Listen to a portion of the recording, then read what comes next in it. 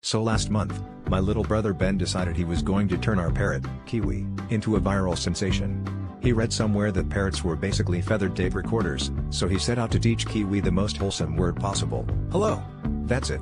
No pretty bird, no cussing, no weird phrases, just a simple, friendly hello for anyone who came to the door. He spent hours every day, holding a sunflower seed up to Kiwi's beak and repeating hello until I was ready to answer the door with goodbye. Things took a turn when Ben started watching those crime documentaries while hanging out with Kiwi. You know the type: dramatic reenactments, intense music, and way too many commercials about legal services. I didn't think anything of it until a few days later, when the doorbell rang and Kiwi, who had been suspiciously quiet all morning, suddenly unleashed an ear-splitting screech: tax fraud. I thought I misheard, but then he did it again. Doorbell rings, tax fraud. Every single time. The Amazon guy started leaving our packages at the end of the driveway. The neighbors won't make eye contact.